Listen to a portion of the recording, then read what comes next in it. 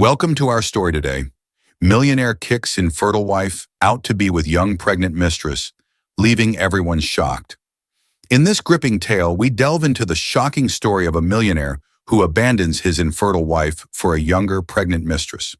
This decision sends shockwaves through their community, leaving friends and family in disbelief. The seemingly perfect life of wealth and luxury unravels as the true nature of relationships and human desires come to light. The millionaire's choice is not just a personal betrayal, but a public scandal that challenges societal norms and values. In a world where appearances can be deceiving, the consequences of his actions ripple through every aspect of his life. Inform us if you are enthusiastic about this narrative. If you are, press 1 if you found the video to be enjoyable. If this is not the case, press 0.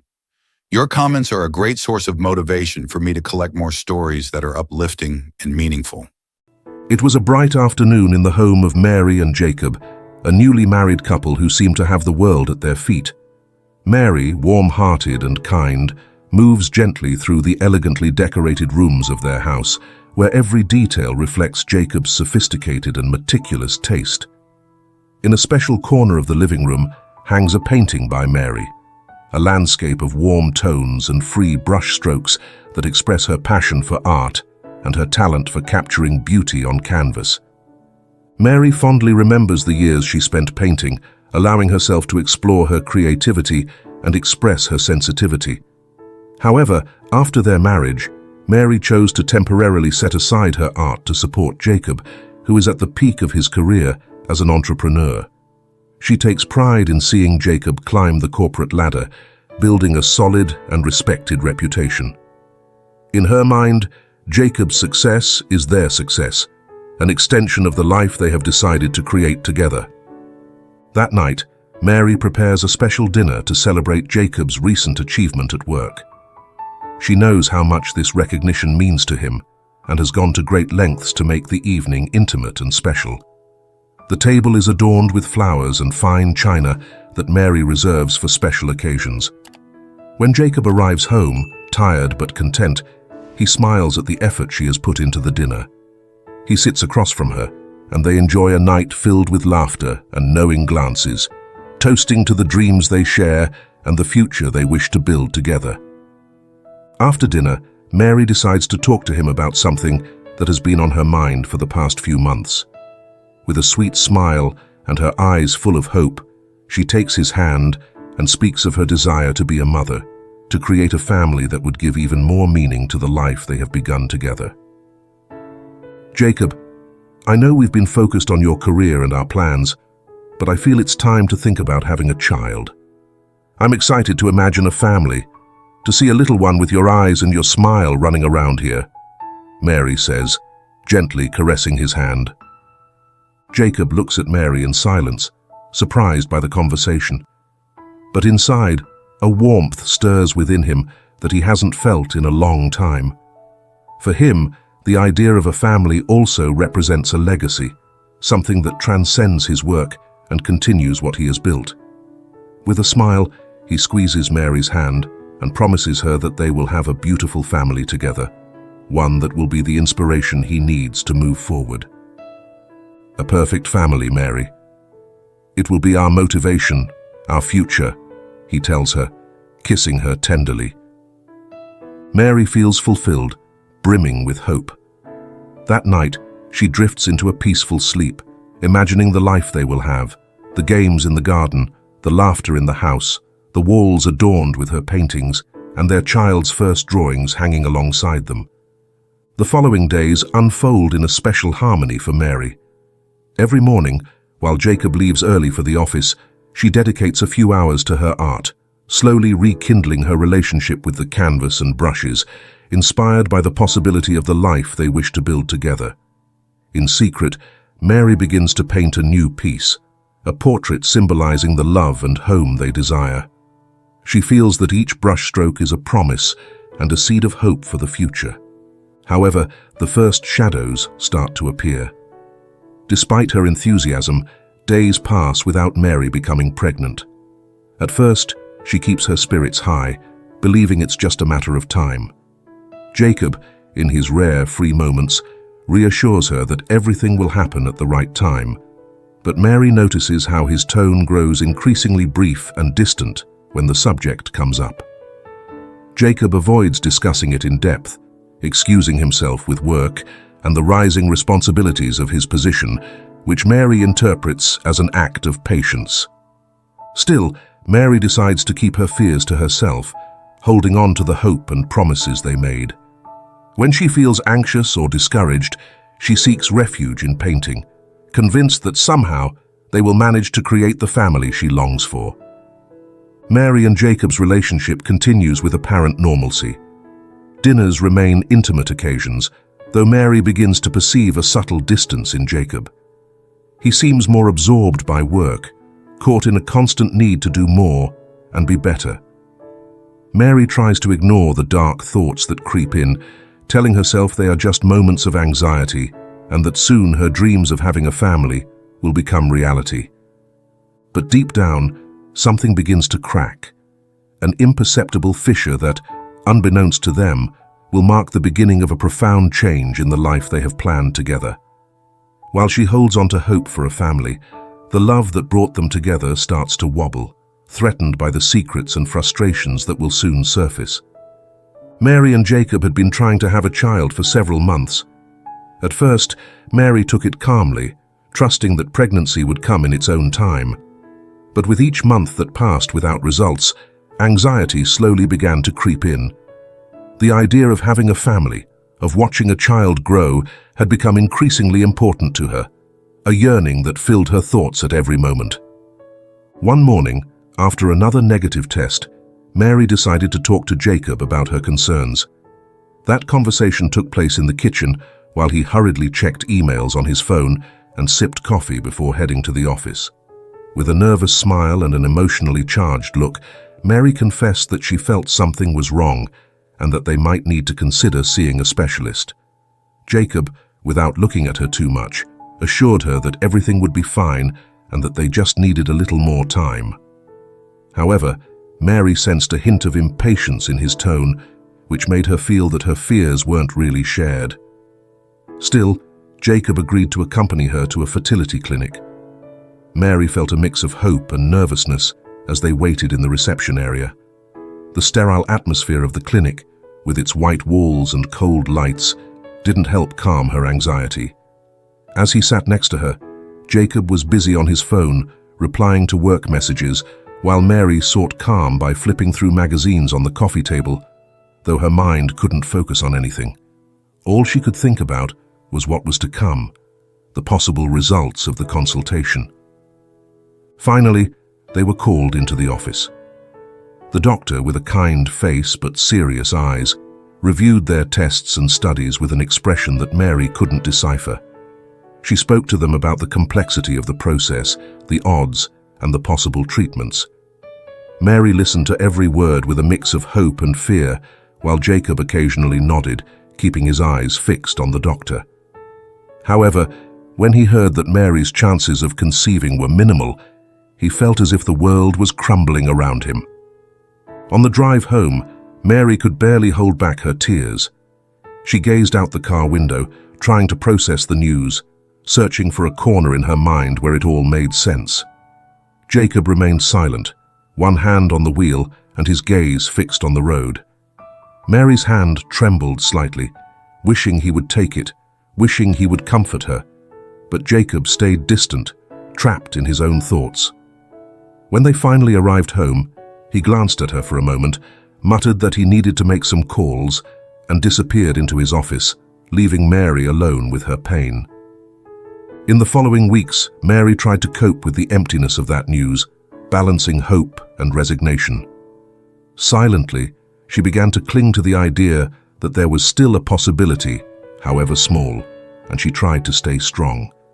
But every time she attempted to discuss the issue with Jacob, he would evade her, retreating to excuses about work or changing the subject. His attitude both confused and hurt her. Why did he seem so uncomfortable? Why couldn't they share that pain together, the anguish she now carried in her chest like a constant weight? One night, after a dinner during which they barely exchanged words, Mary gathered her courage and tried to talk to him again. She explained how difficult it was for her to face this alone, how she needed his support, his presence. But Jacob, visibly annoyed and lacking patience, replied that she was obsessing too much, that there were other things in life besides having children, and that they didn't need to complicate matters further. To him, everything was simple and rational, and he seemed incapable of understanding the deep pain Mary felt. That night, Mary went to bed with a heavy heart, feeling a loneliness she had never experienced in her marriage. He had been her refuge, her companion, the man with whom she wanted to share everything, and now she felt that each day he became more distant, more unreachable. Sadness became a persistent shadow in her life, and although she tried to stay strong, each new day without Jacob's comfort made that loneliness more unbearable. Seeking an escape, Mary forced herself to return to painting. She picked up her old brushes and canvases, hoping to find some solace in the art she had once loved so much. But when she stood in front of the canvas, sadness paralyzed her. Every time she tried to express her emotions, desolation and emptiness surfaced, as if her pain was too great to capture in a painting. What had once been her passion and form of expression now felt like a reflection of the anguish she was living, a constant struggle between what she wanted to create and what she truly felt. Each night that Jacob came home late from work, each terse and evasive response, each time he pulled away from her thoughts, increased the distance between them. Mary wandered the hallways of the house alone, gazing at the paintings she had created in the early years of their marriage, where her love for Jacob and her hope for the future had been captured in vibrant colors and confident strokes. Now, those paintings seemed foreign, faded, as if they were echoes of a life that no longer belonged to her. The days turned into a succession of uncomfortable silences and moments of solitude. Mary began to feel that her marriage, once a refuge that filled her with hope, was crumbling irreparably. The dream of having a family had transformed into a painful memory, something she could not share with her husband, who now seemed more like a stranger than the man she had married. The idea of rebuilding her life, of finding a purpose beyond the pain, felt like a titanic task she didn't know how to begin. In silence, Mary began to accept that the love that had once united her marriage was no longer enough to bear the weight of her shattered dreams. In the weeks that followed, Mary tried to find some peace in her new reality. Despite the growing distance between her and Jacob, she kept alive the hope that somehow they could overcome this loss together. She still dreamed of the idea of a family, and although every conversation with him on the subject was a closed door, Mary didn't want to give up. Finally, one summer night, she gathered all her courage and decided to talk to him about the possibility of adoption. That evening, after dinner, Mary waited for the right moment. The atmosphere in the living room was calm. The soft light from the lamps filled the space with warmth, reminding her of the early years of their relationship, when every corner of the house felt infused with the love they shared. Mary took a deep breath and, in a soft tone but filled with expectation, addressed him. "Jacob, I've been thinking a lot about this. I know the process has been difficult for both of us, but what do you think about adoption? Maybe we could form a family that way." Jacob looked up from his phone, not hiding the look of disgust on his face. His eyes, which had once been warm and full of affection toward her, now reflected a hardness Mary didn't recognize. For a few seconds, he said nothing, just stared at her with a mix of impatience and coldness, as if the idea she had just proposed was an offense. "Adopt," he finally repeated, his tone dry and distant. "Mary, if I'm going to have kids, I want them to be mine, of my own blood. I don't see the point in adopting a child who doesn't carry my last name, my genes. That would be absurd." Jacob's words hit her like a slap. Mary felt pain spread through her chest, a hurt that stemmed not just from his words, but from the contempt implicit in his tone. She had believed that despite the difficulties, they still shared a bond, a life together.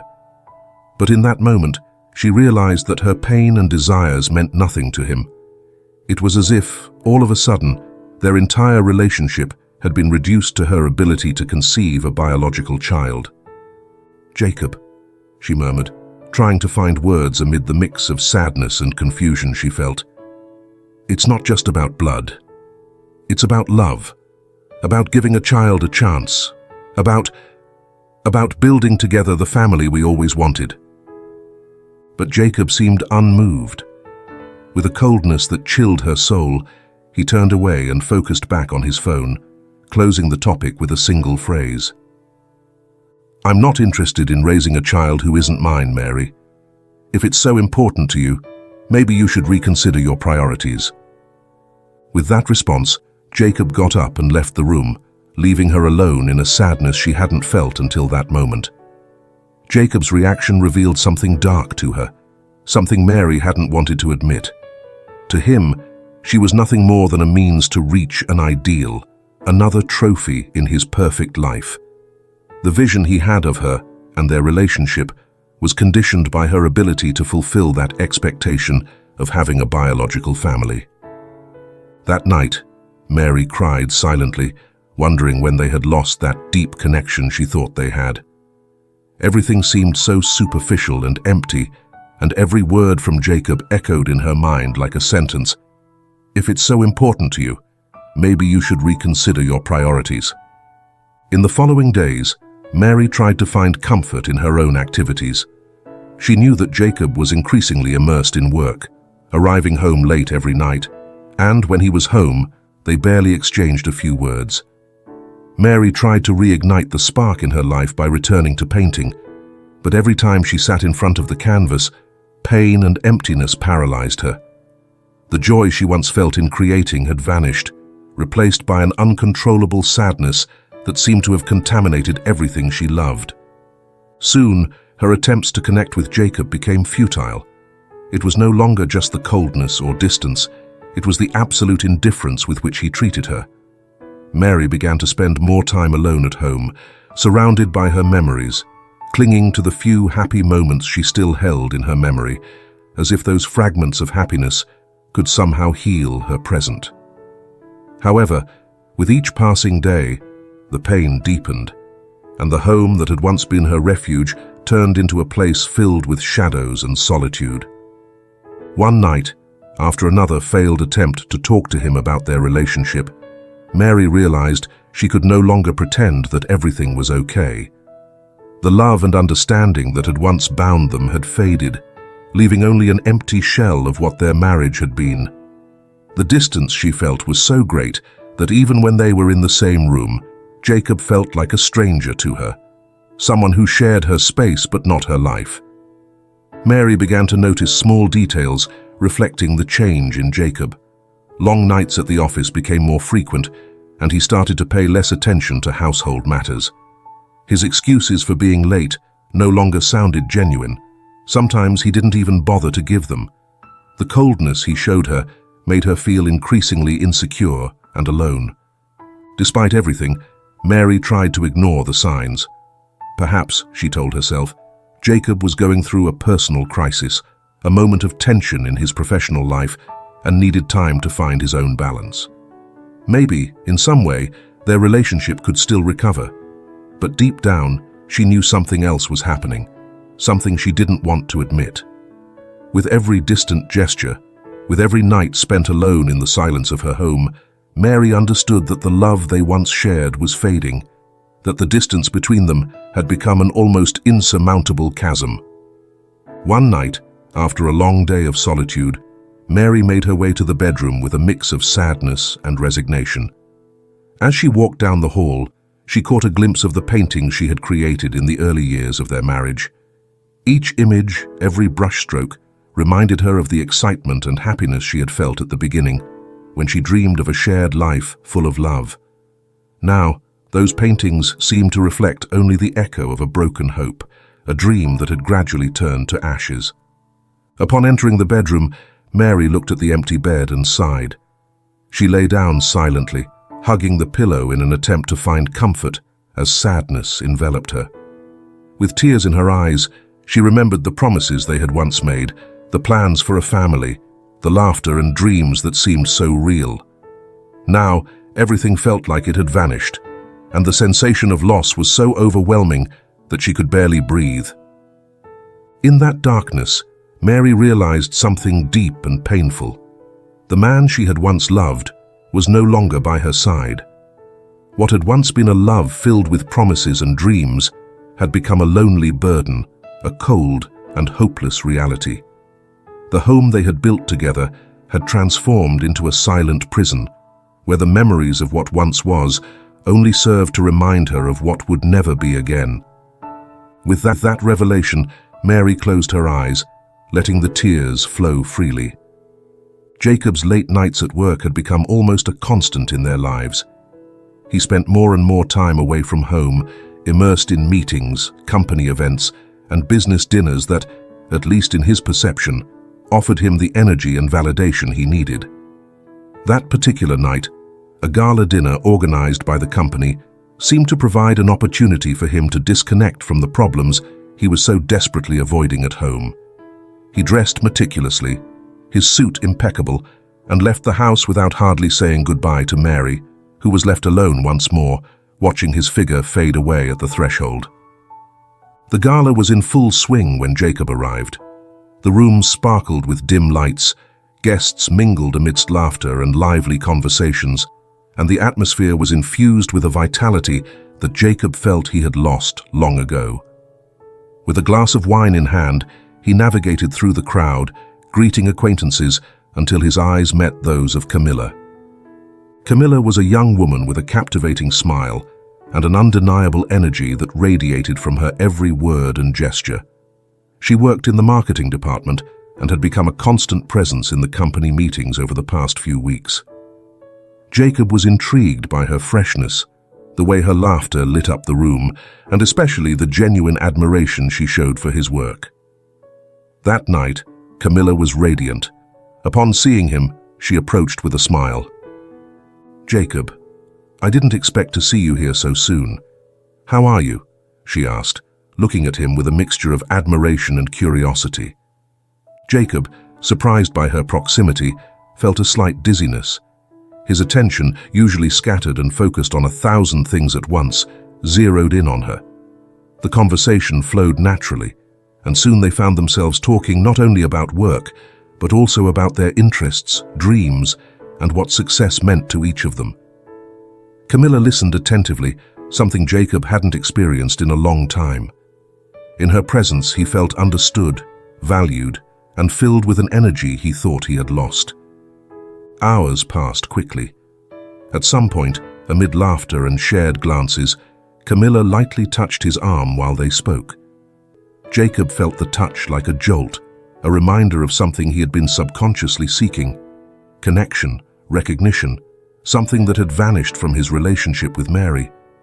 With every gesture from Camilla, every shared laugh, he became convinced that this moment was a breath of fresh air from his real life, an escape from the exhausting routine and the emptiness he felt at home.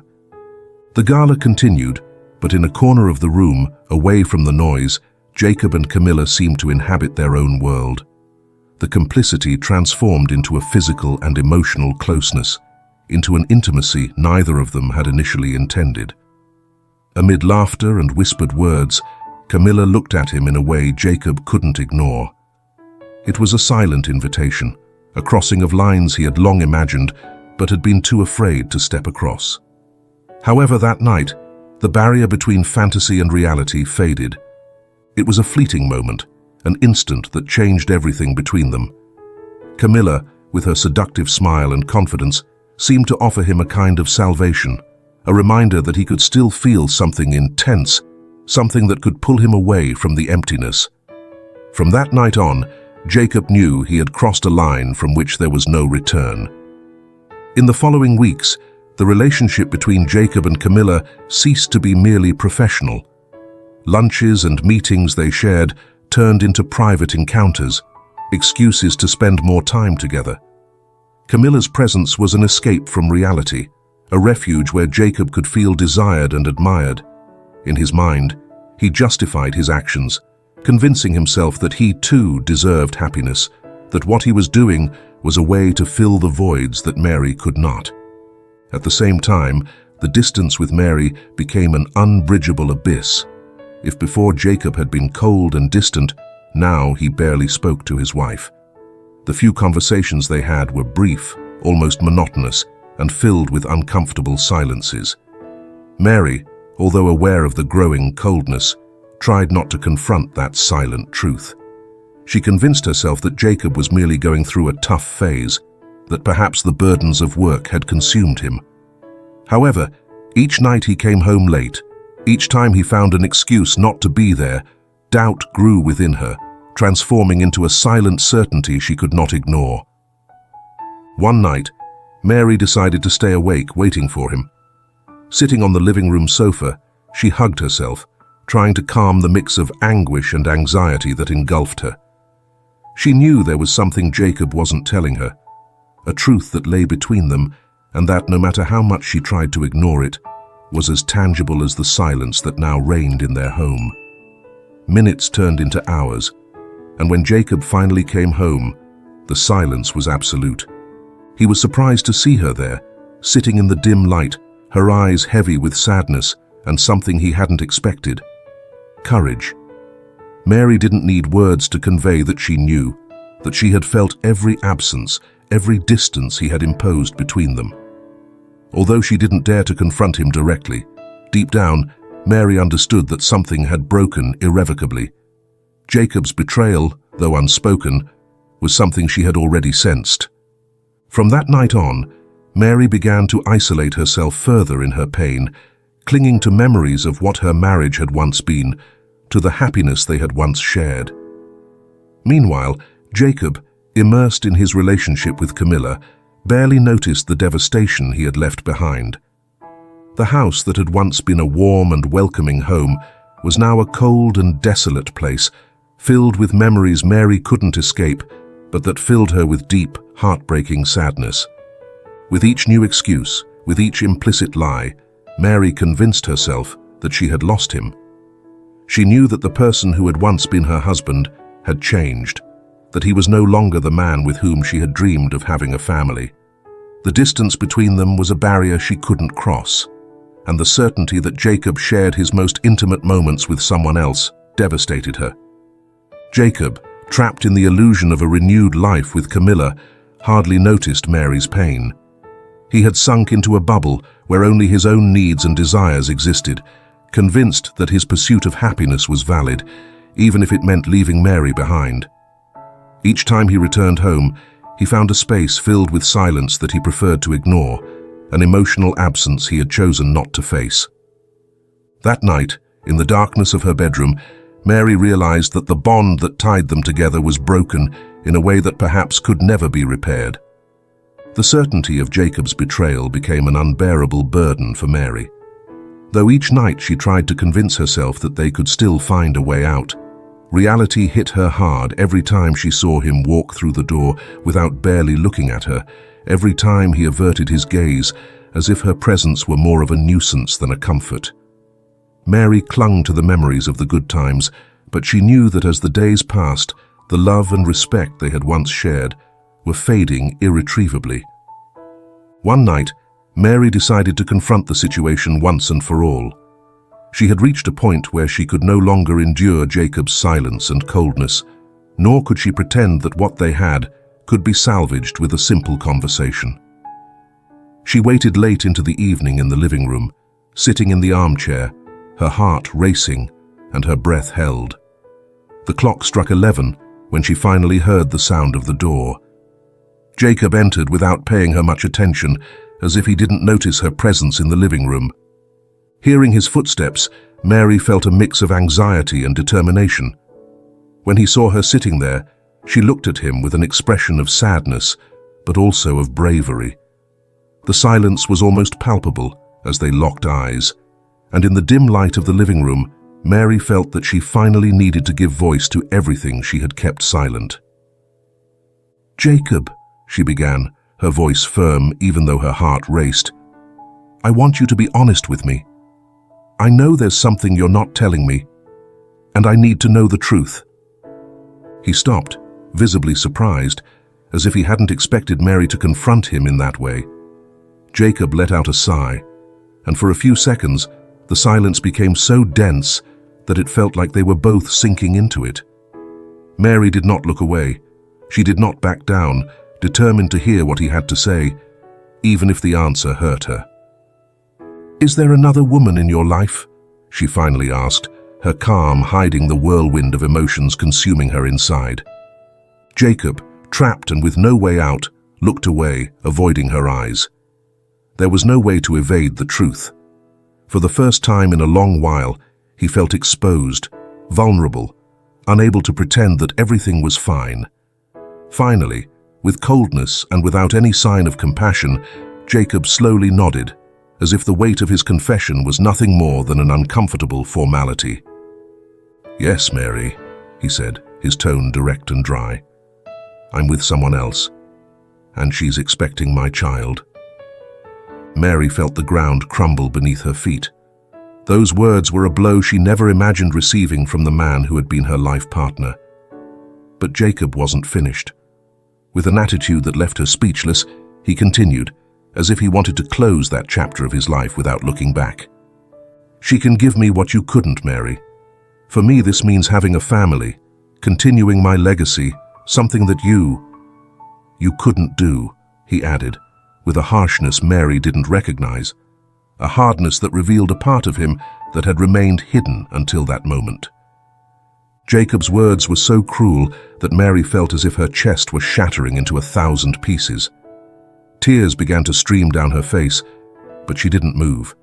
She didn't look away. Though her heart was broken, she forced herself to stay strong. With a choked voice, she tried to appeal to the years they had shared, to the moments when they had been happy. "Jacob," she murmured, trying to find something in his gaze, any sign of remorse or compassion. "Please, think about what we've lived together. This can't be the end. Give me a chance." But Jacob did not seem moved. The coldness in his face was almost inhuman. Far from showing any hint of remorse, he looked at her with a mix of disdain and annoyance, as if her words were a nuisance he was no longer willing to tolerate. For him, the decision was made. The Mary he once loved was now just an obstacle in his new life. "There's nothing to save, Mary," he declared harshly. "I want you to leave. I'll give you a few days to pack your things. There's nothing left between us worth rescuing." The devastation on Mary's face was evident, but Jacob didn't glance back. He turned and walked upstairs, leaving her alone in the living room, with the echo of his words resonating in the emptiness of the house. Mary stood there, motionless, absorbing the weight of the betrayal, the coldness and indifference with which he had treated her. She had not only lost the man she loved, she had lost the life they built together, the hopes, the dreams of a family. In the following days, Mary began to pack her belongings in silence. She roamed every corner of the house that had once been her home, feeling as though she were bidding farewell to a life that no longer belonged to her. Every object, every photograph, every piece of furniture reminded her of the happiness they had once shared, the years of love that now seemed distant and unreal. Tears were a constant companion as she touched the paintings that hung on the walls, the works she had once created with love, now appearing faded, as empty as her soul felt. One afternoon, while she was gathering her things, her sister Sophia arrived to help her. Mary, emotionally exhausted, fell into her sister's arms as soon as she saw her. Sophia's embrace was a comfort amid the storm. Her sister understood that what Mary was losing went beyond a marriage. It was a part of her life, of her identity, of her hope. "You're not alone, Issa," Sophia whispered, tenderly stroking her hair. "We'll get through this together. You're going to rebuild your life." With patience and love, Sophia helped her pack, giving Mary the support she so desperately needed. In silence, they filled boxes with memories, with pieces of a life Mary was leaving behind. When everything was ready, they headed to Sophia's house, where Mary found a temporary refuge in which she would try, step by step, to rebuild her world. During the first few weeks in her sister's apartment, Mary felt as if pain was consuming her entirely. Every thought, every memory was a reminder of Jacob's betrayal, of the cruel words he had thrown at her mercilessly.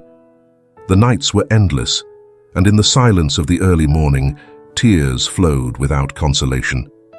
She felt broken, stripped of everything she had once valued, and although Sophia was by her side, Mary didn't know how to find the strength to move forward. However, with time, and through her sister's constant love, Mary began to discover a small spark of hope within her. In her moments of greatest despair, Sophia's words comforted her, reminding her that although her marriage had ended, her life still had a path to follow. Gradually, Mary started to accept the idea that her past with Jacob was a closed chapter, and that she needed to find a new way to heal and rebuild her identity. But the pain of betrayal, the injustice of being displaced, of being judged for something that had never been in her hands, lingered on, latent. And though Mary didn't know it at the time, that pain would be the beginning of a transformative process that would lead her to discover a strength she never imagined she had. The time spent in Sophia's apartment was a mix of comfort and sadness for Mary. She appreciated her sister's company, the tenderness with which she cared for her, and the quiet refuge that space provided. Yet, despite Sophia's affection and support, Mary felt that the pain from Jacob's betrayal had left her empty. Each morning she awoke with a sense of loss weighing on her chest, and each night she closed her eyes to memories that seemed to have become shadows of an irretrievable past. One afternoon, while Sophia prepared tea, she suggested something Mary hadn't expected. "Isa, why don't you try painting again?" she said with a gentle smile, as if offering a little piece of hope. "I remember how your eyes would light up every time you talked about art. Maybe that could help you heal, to find a way out of all this pain." Mary hesitated, feeling that her life had lost its colors, that the sadness she carried inside couldn't be captured on any canvas. However, after pondering for several days, she decided to give her sister's suggestion a chance. There was a community art center in Sophia's neighborhood, a small and warm space that offered painting classes and artistic activities for the community. A modest place, filled with works of all styles and colors, where Mary felt a mix of nostalgia and relief at seeing those brushes and canvases. The first time she entered the art room, she felt a pang of pain as memories of her days as a painter flooded back to her, when creating was an extension of her happiness. Now, she felt that art was the only refuge left to pour out the emotions she carried inside. She took the brushes with trembling hands and began to paint, though each stroke was an effort, a reminder of her pain.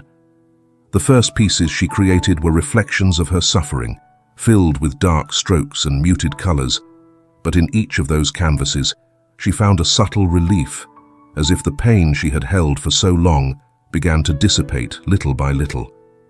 As Mary attended the center, she was offered the chance to teach painting to children, something she accepted with a mix of nerves and hope.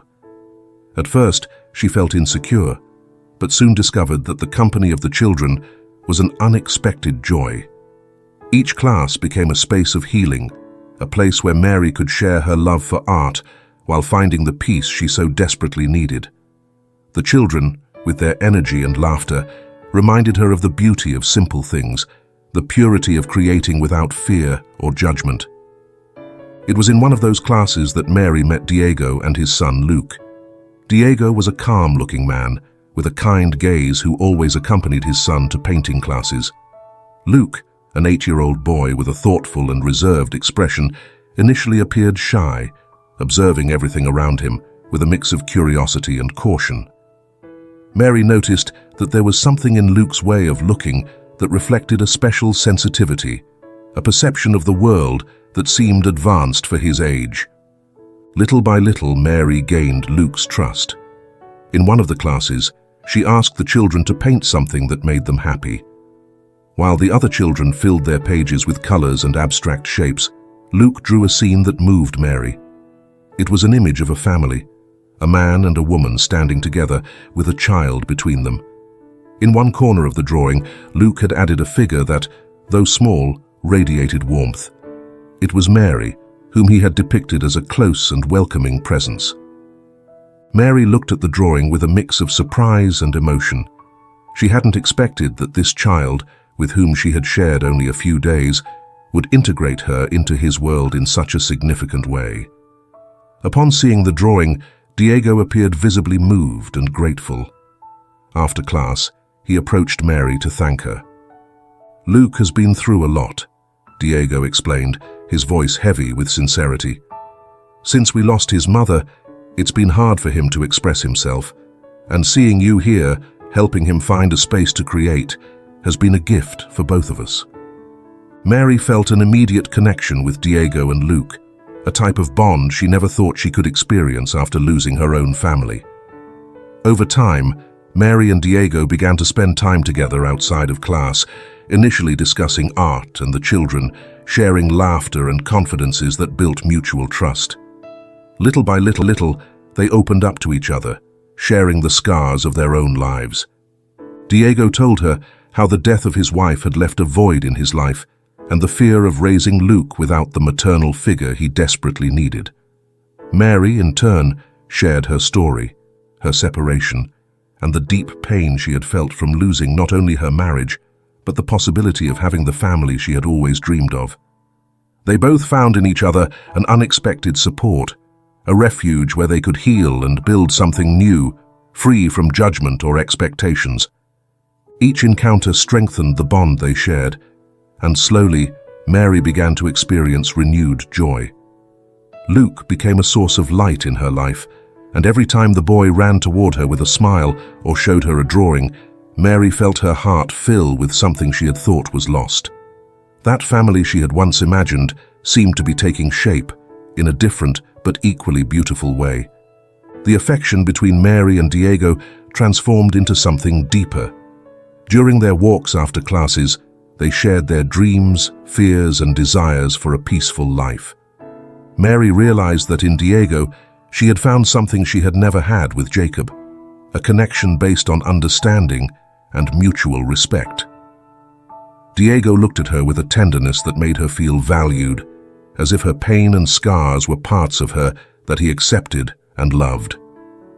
One day, while they strolled through a nearby park after a class, Diego gently took Mary's hand.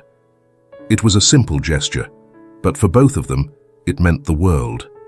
Mary felt that the love she had always wanted, the affection and stability she sought in a family, was now within her reach. Life was offering her a second chance, an opportunity to build a home with someone who accepted her as she was, with all her experiences and pains.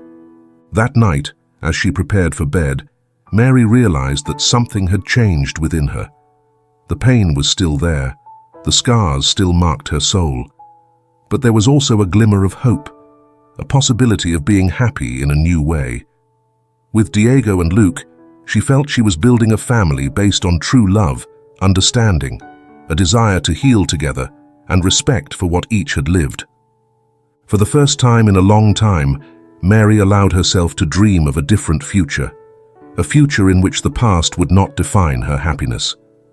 With Diego and Luke by her side, she began to see her life as a blank canvas, where each new day was an opportunity to reconstruct what she had lost and discover a happiness she thought was unattainable.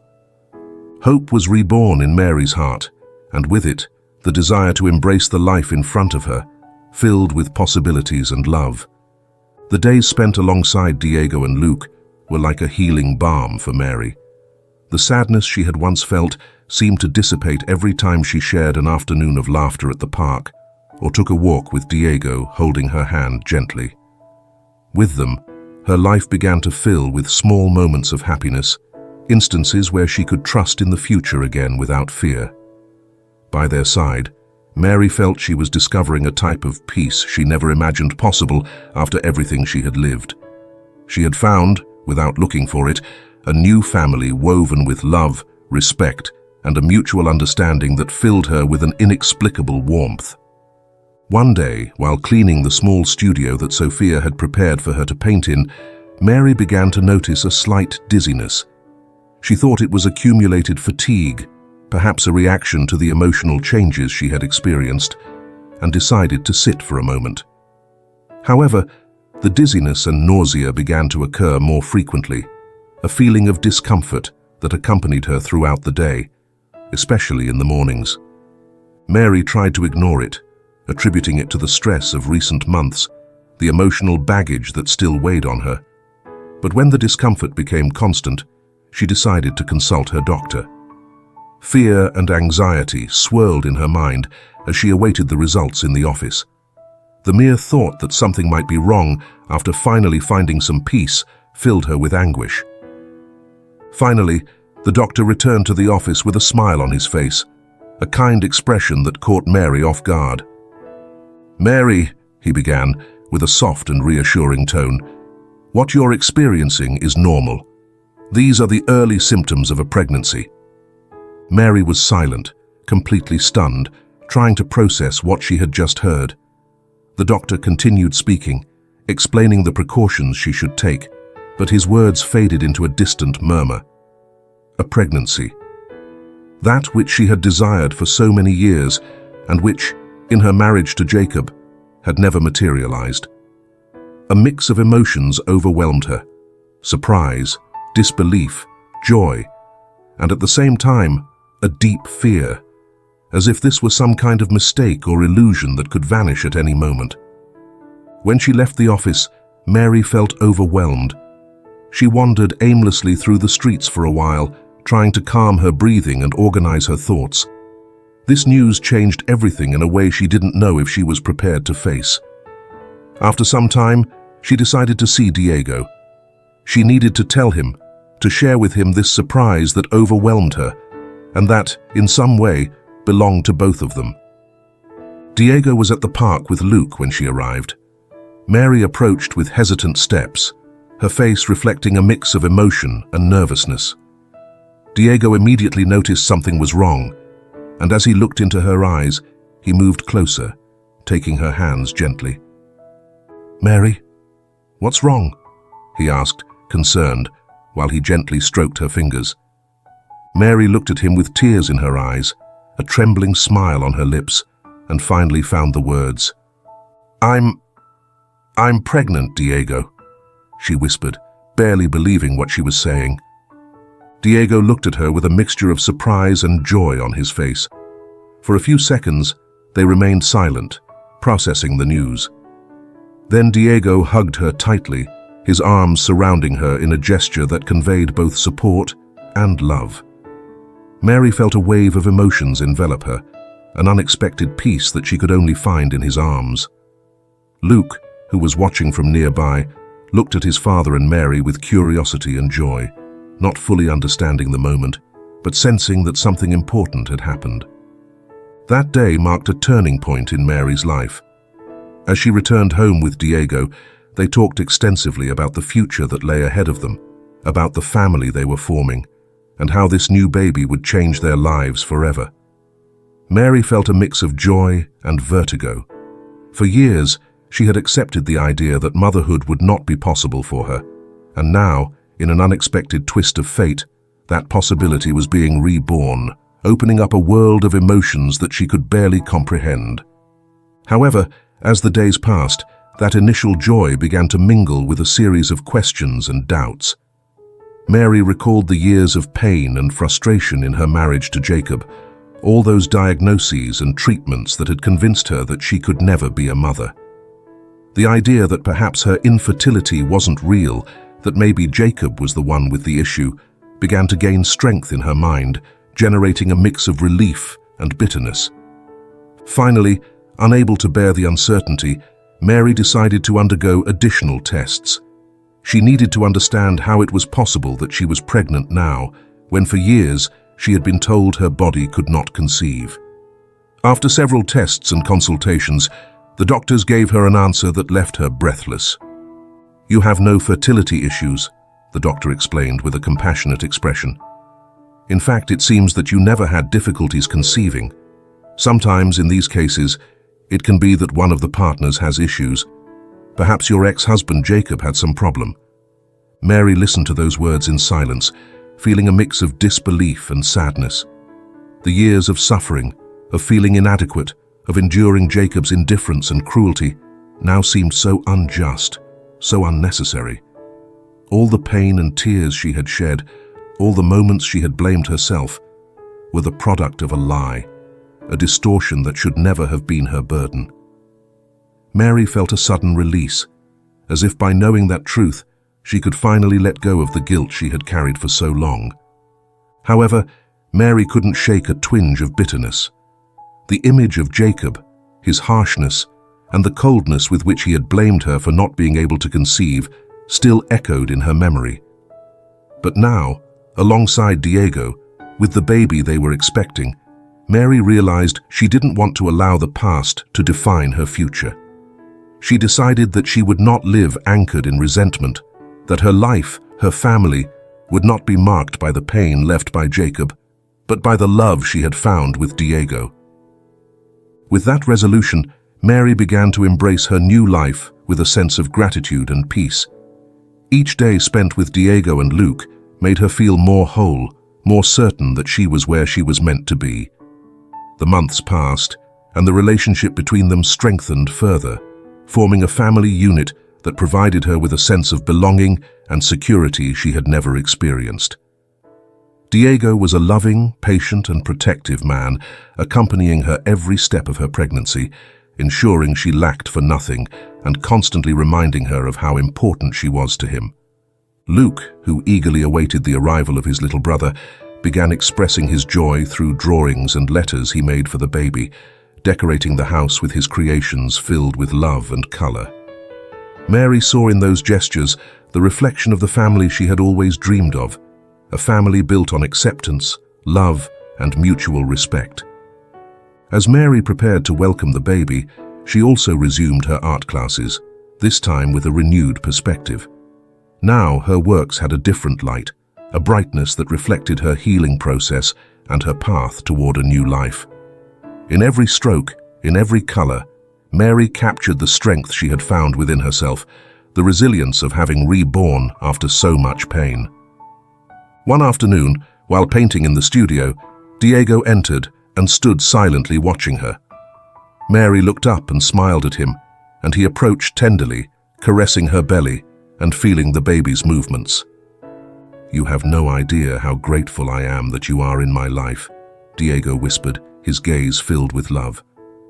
"You are the best thing that has happened to us, to me and Luke."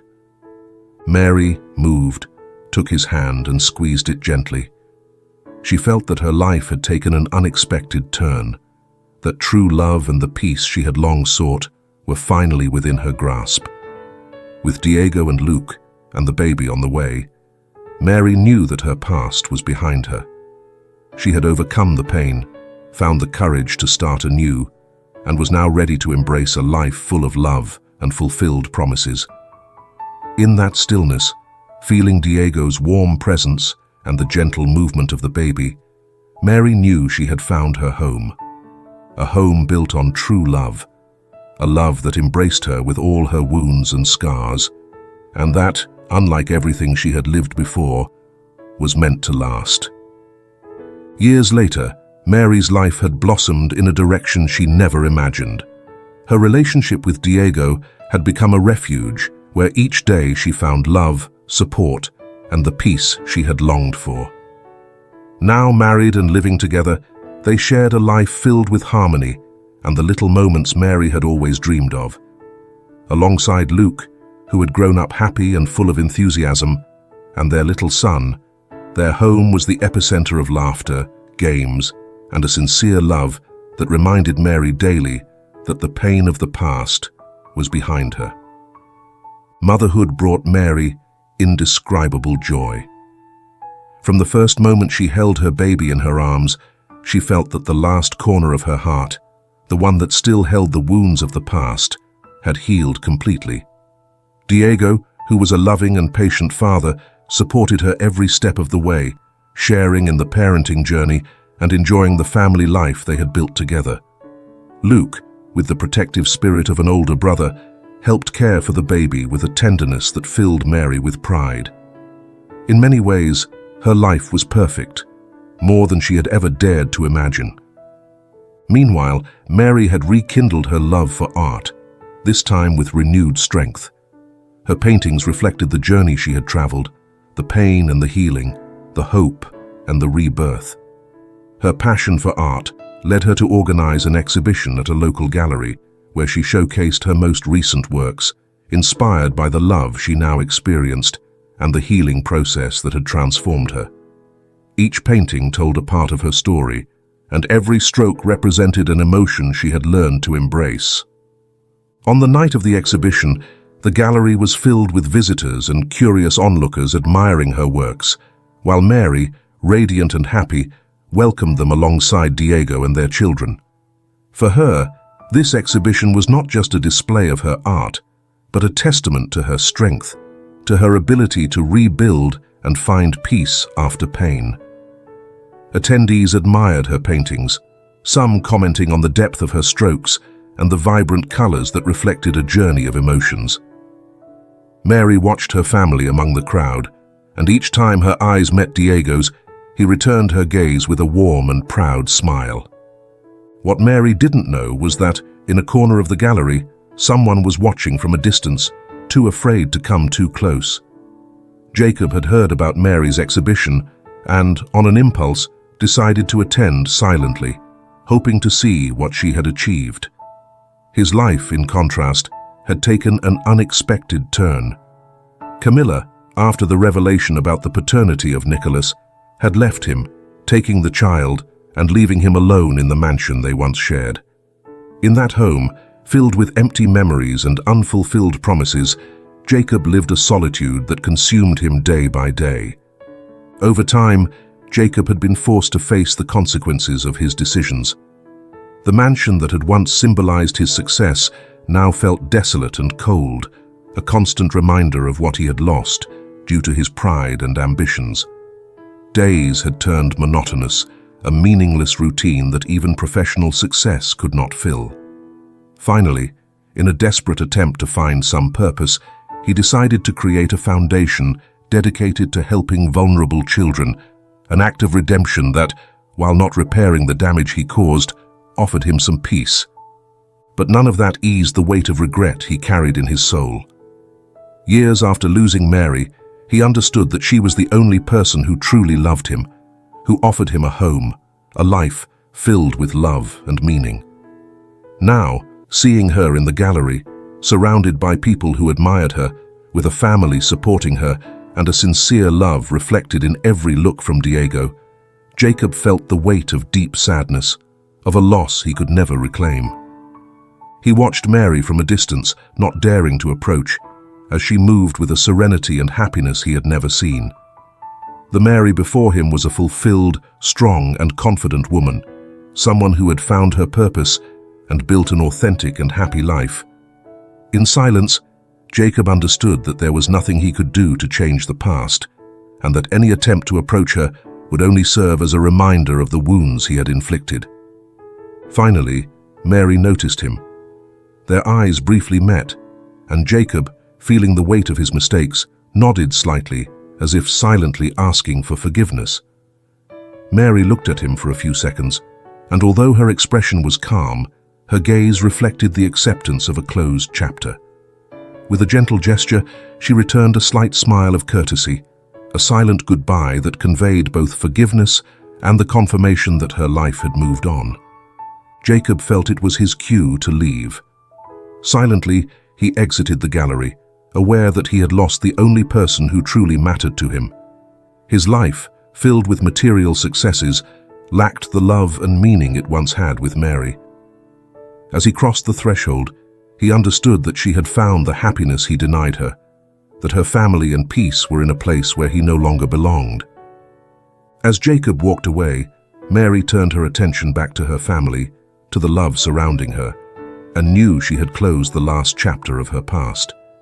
Diego, having noticed that brief exchange of glances, gently squeezed her hand, reminding her that he was by her side, supporting her every step of the way. Mary, grateful, looked at Diego and her children, feeling that, at last, her life was complete. The night continued in the gallery, laughter and conversations filling the space as Mary shared her story through her works. Each painting was a reflection of her journey, a reminder that pain and rebirth could coexist and give rise to something beautiful. The attendees congratulated her, admiring her talent and the story of overcoming that each piece reflected. Mary felt fulfilled, surrounded by people who valued her, and above all, enveloped in a family she had built from love and understanding. When it was time to head home, Mary, Diego, Luke, and their little son walked together to the car. Luke, excited, talked about the paintings he liked the most, while Diego smiled, listening to his son's exuberance. Mary looked around, observing her family with a mix of gratitude and peace, aware that she had found the happiness she had always sought. The night was cool and tranquil, and in the silence of the journey back, Mary felt that for the first time in her life, she was where she had always wanted to be. Back at home, as everyone prepared for bed, Mary lingered for a moment in the studio, contemplating the blank canvas before her. It was her next project, a new work in which she wanted to capture not only her story, but also the peace and love she now felt in every fiber of her being. As she held the brush in her hands, Mary realized that life had given her a second chance, that her family, her art, and the love she had found were the most precious gifts she could have received. That night, as she lay down beside Diego, surrounded by the cozy silence of their home, Mary closed her eyes and smiled. She felt that at last she was at peace with her past, that every decision and every tear had led her to this moment of fulfillment. The home she had dreamed of, that space filled with love, laughter, and respect, was right there beside her, and she knew that despite all the wounds and scars, she had been reborn, had found her true essence, and had created the life she had always desired. Mary slept that night with a calm heart, knowing that her story was complete, that she had found true love, and that despite the obstacles, she had triumphed on the path to happiness. The camera, in that final shot, slowly pulled away from her home, showing a picture of a fulfilled life and the peace of a woman who, after much pain, had discovered the power to heal and to love fully. And so we come to the end of this thrilling story. Thank you for joining us on this journey filled with emotions, transformation, and second chances.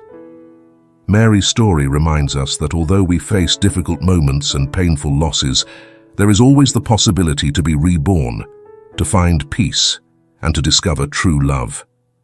If this story touched your heart, we invite you to subscribe to the channel and turn on notifications so you don't miss our upcoming stories.